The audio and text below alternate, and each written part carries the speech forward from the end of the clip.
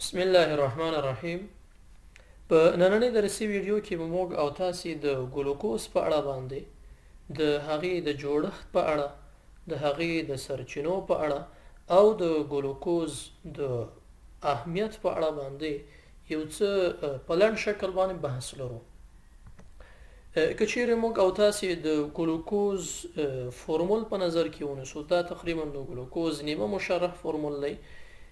د کاربوهایدریټونو ټول هغه تعریف چې موږ د کاربوهایدریټونو لپاره مخکې کړي وو هغه په ګلوکوز باندې تطبیقیږي او باید تطبیق هم شي. وینو چې په ګڼ شمېر سره د هایدروکسیل ګروپونه لري چې دا د کاربوهایدریټونو یوه ځانګړنه ده. دوهمه ځانګړنه یې دا ده چې موږ ویلي چې په اساسي جوړښت به یې له کاربونونو څخه وي، چې د ګلوکوز هم اساسي جوړښت له کاربونونو څخه دی.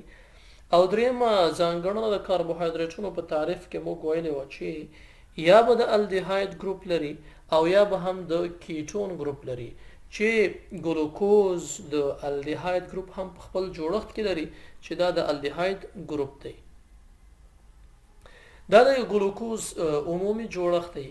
موږ او تاسې که مو په یاد وي ویلي وو کاربوهایدریټونه به یا د الډیهاید ګروپ لري او یا د کیټون، او هغه کاربوهایدریټونه چې هغوی په خپل جوړښت کې د الډیهاید ګروپ لري هغو ته موږ او تاسې یو ځانګړی نوم ورکړی، ویلي مو چې هغه کاربوهایدریټونه د الډوز کاربوهایدریټونو په نامه باندې هم یادیږي. او چون ګلوکوز په خپل جوړښت کې یو د الډیهاید ګروپ لري، له همدغې امله ګلوکوز هم یو الډوز دی. په جوړښت کې دوهمه موضوع دا ده چې موږ او تاسې مونوساکرایډونه کاربوهایدریټونه مو په مونوساکرایډونو، ډایساکرایډونو، اولیګوساکرایډونو او پولیساکرایډونو باندې ویشلي وو. بیا به مونوساکرایډونو ویلي وو دا په خپل ذات کې د الډیهاید ګروپ او د کیټون ګروپ پر اساس او پر بنسټ باندې هم ډلبندي کیږي، چې الډوز دی او کیټوز دی، چې ګلوکوز د الډوز له ډلې څخه دی ځکه د الډیهاید ګروپ لري. بیا مو ویلي چې مونوساکرایډونه د کاربون د تعداد پر بنسټ هم ډلبندي کیږي، چې هغه کاربوهایدریټونه یا هغه مونوساکرایډونه چې هغوی شپږ کاربونونه په خپل جوړښت کې لري هغو ته مو هیګزوز ویلي وو، او ګلوکوز له همدغې امله یو هیګزوز هم دی. همدارنګه موږ کاربوهایدریټونه کې وویل ځینې یې ډیکسټرا روټیټوري دي، ځینې یې لیور روټیټوري دي، یعنې ځینې یې پولرایزډ نور هغه ښي لاس ته ګرځوي او ځینې یې هغه چپ لاس ته ګرځوي یا کیڼ لوري ته ګرځوي، چې ګلوکوز د هغې دوو ډلبندیو له ډلې څخه یې په ډیکسټروز کې دی، یا هغه دی چې پولرایز نور ته ښي لوري ته لارښوونه کوي یا هغه ښي لوري ته ګرځوي. نو دا د ګلوکوز یو عمومي جوړښت او یا هم د مختلفو ډلبندیو څخه یې موږ کولی شو تشخیص کړو. که چیرې موږ او تاسې د ګلوکوز پر سرچینو باندې وغږیږو، په مختلفو میوو کې ګلوکوز پیدا کیږي. همدارنګه د هغه حیوانات چې هغوی د ملا تیر په خپل جوړښت کې لري یا پر خپل وجود کې لري، د هغوی په وینه کې یا په ټولو مایعاتو کې د بدن د وضعیت په هغې کې هم ګلوکوز موجود دی، او لامل یې دا دی چې د مختلفو حجرو لپاره په مصرف باندې رسیږي. همدارنګه موږ کولی شو ګلوکوز په ډایساکرایډونو کې پیدا کړو، چې په ډایساکرایډونو کې پر هغې باندې بحث شوی دی او بیا هم په هغې باندې بحث کوو په راتلونکو درسي ویډیوګانو کې. همدارنګه ګلوکوز موږ کولی شو چې په نشایسته کې پیدا کړو. د نشایستي بنسټیز جوړښت هم د ګلوکوز څخه دی، او ګلوکوز مالیکولونه یو له بله سره یوځای کیږي، بالاخره نشایسته جوړوي چې موږ یې په پولیساکرایډونو کې لولو.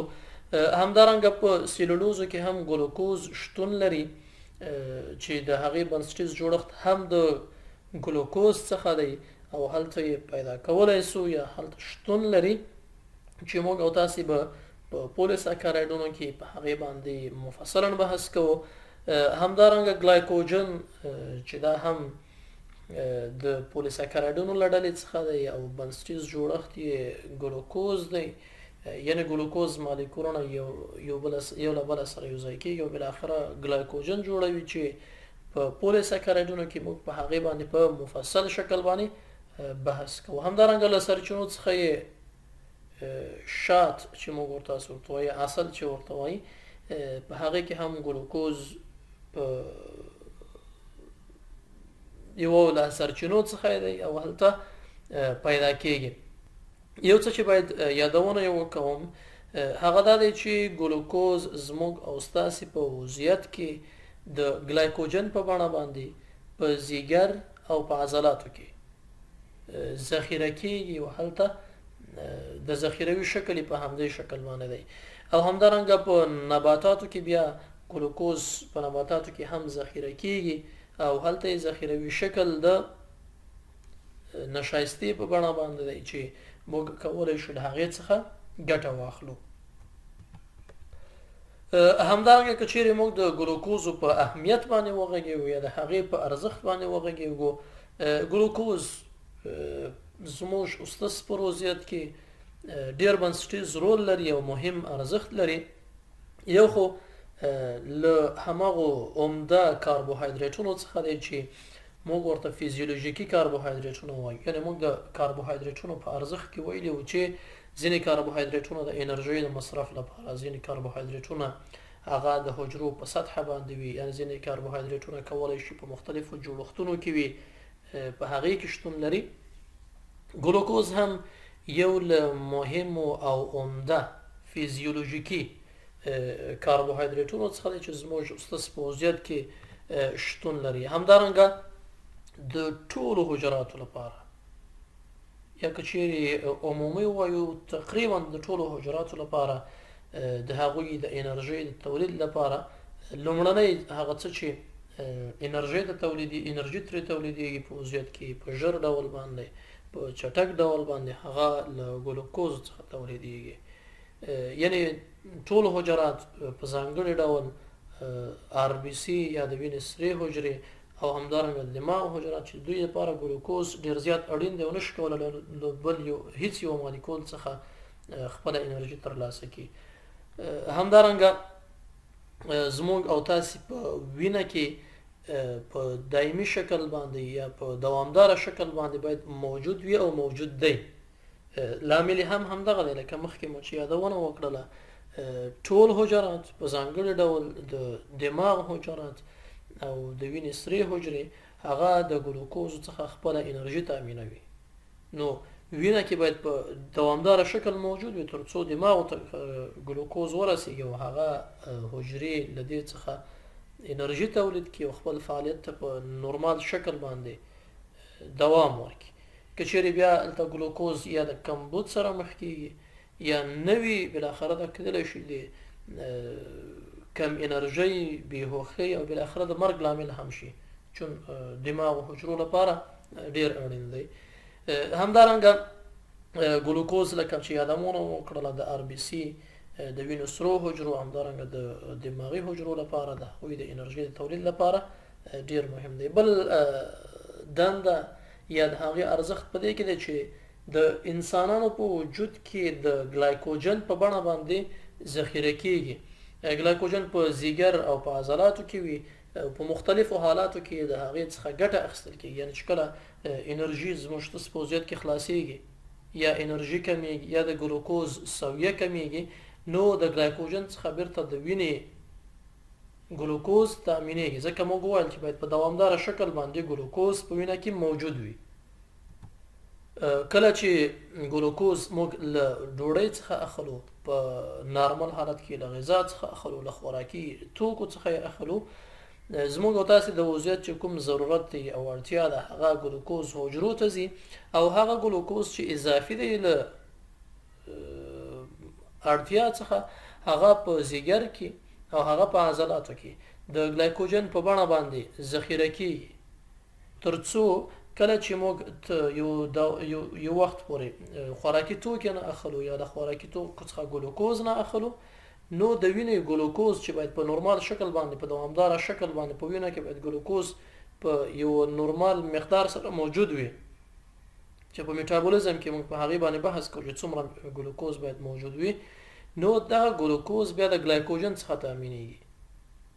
همدارنګه ګلوکوز موږ وویل چې په سیلولوزو کې هم موجود دی چې د نباتاتو هغه بیرونی برخه یا د حجرو دیوال تر جوړ دی په هغې کې شتون لري او د اهمیت دی. همدارنګه په نباتاتو کې د نشایستې په شکل باندې دا البته بیا هم تکرار لپاره راغلی دی هلته شتون لري او موجود دی. یو څه چې باید په هغې باندې وپوهیږو هغه دا دی چې موږ په تیر سلاید کې وویل چې ګلوکوز مثلا د الډیهاید او کیټون یا د کیټوز او د الدوز له ډلې الدوز دی. همدارنګه عمل د ډیکسټرا روټیټوري یا هم د لیور روټیټوري څخه ډیکسټرا روټیټوري هغه موږ لپاره مهم دی او هغه دی. ولی یو څه چې باید په یاد ولرو د الفا او بیټا له نظره، چون موږ مونوساکرایډونه ډلبندي کړي په تیرو درسي ویډیوګانو کې او په تیرو درسونو کې، الفا او بیټا ګلوکوز هم په اوبلن محیط کې چې کله ځای نیسي حلیږي هم کولی شي الفا حالت ځان ته ونیسي او هم کولی شي بیټا حالت ځان ته ونیسي. نو په دې کې موږ څه نشو ویلی چې الفا دی که بیټا دی، هم بیټا حالت ځان ته نیولی شي هم الفا. موږ وویل چې مثلا الدوز دی کیټوز نه دی، ولې دا نشو ویلی چې الفا دی بیټا نه دی، هم الفا دی هم بیټا دی. ولې هغه څه چې زموږ دپاره اړین دي چې زموږ عضویت چې د کوم ګلوکوز څخه انرژي تامینوي هغه باید الفا وي. بیټا ګلوکوز او هغه روابط یا هغه مرکبات چې بیټا ګلوکوز په هغې کې برخه اخلي، مثلا سیلولوز دی، سیلولوز هم له ګلوکوز څخه جوړ دی، ګلایکوجن هم له ګلوکوز څخه جوړ دی، نشایسته هم له ګلوکوز څخه جوړه ده. موږ کولی شو له نشایستې څخه په داخل د عضویت کې ګلوکوز تامین کړو، له هغې څخه ګټه واخلو. موږ کولی شو له ګلایکوجن څخه په داخل د عضویت کې ګټه واخلو، له هغې څخه خپل ګلوکوز د عضویت تامین کړو. ولې موږ په هیڅ صورت سره نشو کولی چې سیلولوز چې د ګلوکوز څخه جوړ دی له هغې څخه ګټه واخلو. لامل یې دا دی چې په سیلولوز کې بیټا ګلوکوز شتون لري او زموږ استثي عضویت نشي کولی چې د بیټا ګلوکوز څخه ګټه واخلي ځکه انزایم یې نه لرو. نو همدغه لامل دی چې هغه ګلوکوز چې الفا په بڼه باندې وي او تقریبا که چیرې موږ فیصدي په نظر کې ونیسو 33-35% ګلوکوز هغه د الفا په شکل باندې وي. یعنی چې کله چې موږ د ګلوکوز یو محلول جوړو د هغې 1/3 برخه یې الفا ګلوکوز یو 2/3 برخه یې هغه بیټا ګلوکوز جوړښت ځان ته نیسي. الفا او بیټا موږ په تیرو درسي ویډیوګانو کې تشریح کړي دي. موږ له الفا ګلوکوز څخه او له ډي ګلوکوز څخه په داخل د عضویت کې کولی شو ګټه واخلو.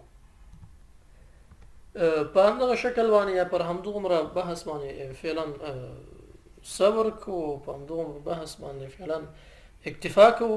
له توجه مو مننه. که چیرې له تاسو سره کوم سوال پیدا کېږي، پوښتنه پیدا کېږي یا کوم نظر او وړاندیز لرئ کولی شئ چې زموږ د فیسبوک د صفحې له لارې او یا هم کولی شئ د کمنټ له لارې له موږ سره شریک. مننه.